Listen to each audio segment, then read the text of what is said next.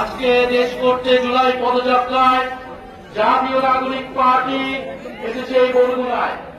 বরগুনার মানুষজন যে স্বতঃস্ফূর্ত ভাবে আজকের এই পথসভাকে জনসমুদ্রে পরিণত করেছেন, তাদেরকে জানাই আন্তরিক ধন্যবাদ এবং কৃতজ্ঞতা।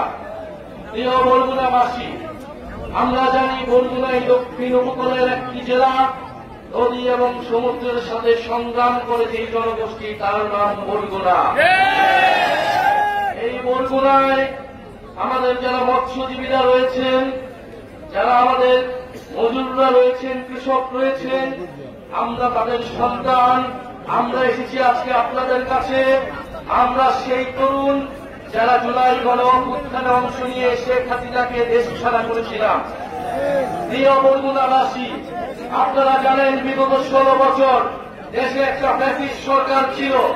যেই সরকার দুর্নীতি, মাফিয়াতন্ত্র, গুম, মানবাধিকার হরণ সহ এমন কোন অপকর্ম নাই তারা করে নাই।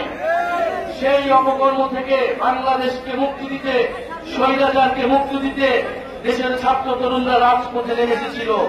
এই আপনাদের বরগুনার 10 জন মানুষ শহীদ হয়েছে, জাতীয় বীর তারা।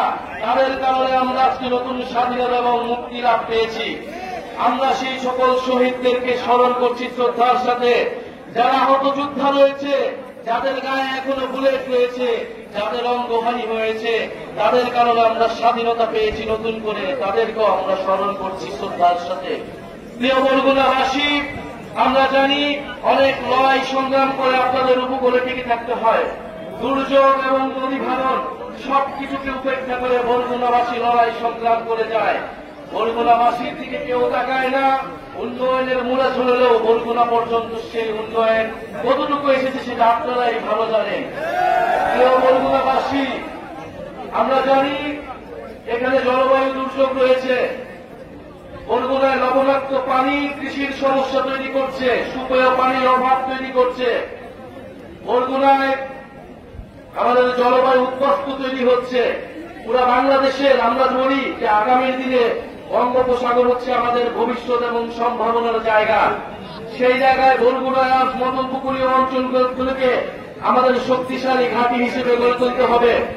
জাতীয় নাগরিক পার্টি সেই জায়গা থেকে বরগুনাবাসীর প্রতি কমিটমেন্ট রাখছে।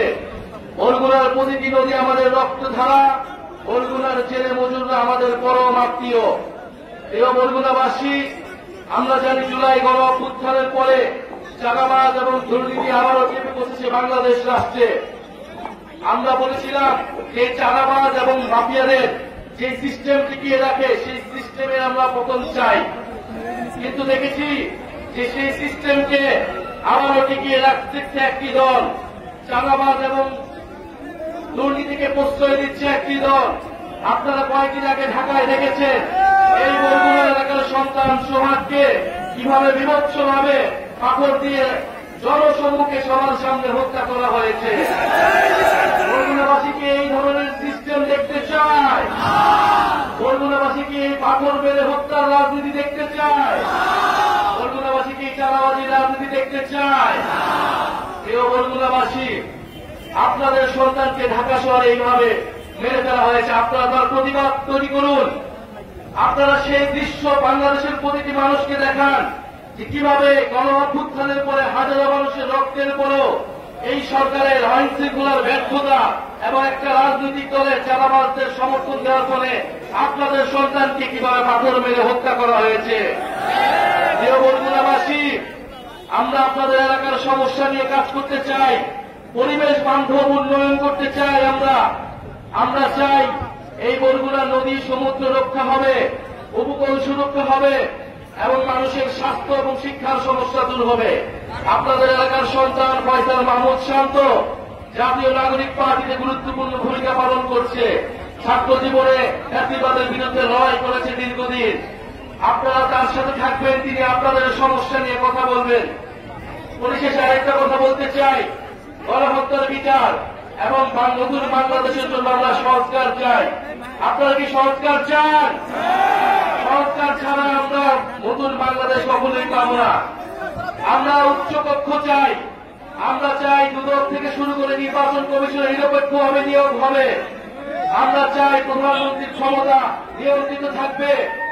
আমরা কোন স্বৈরতন্ত্র বাংলাদেশে আর ফেরত আসতে দিব না। নতুন করে কাউকে স্বৈরাচার হইতে আমরা দিব না।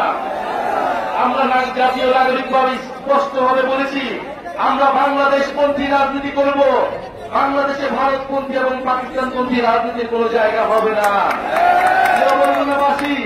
আমরা দেখেছি একটা দল ইতিহাসের এককালে পাকিস্তানপন্থীদের পুনর্বাসিত করেছিল বাংলাদেশে। এখন এই গণ অভ্যুত্থানের পরে তারা আবার মুজিববাদীদের পুনর্বাসিত করছে। আমরা স্পষ্টভাবে বলেছি যে বাংলাদেশে মুজিববাদীদের কোন রাজনীতি হবে না, চাঁদাবাজদের কোন রাজনীতির জায়গা হবে না। আপনারা তাই নতুন করে স্লোগান তুলবেন, চাঁদাবাজ আর দখলদার, মুজিববাদের পাহারাদার।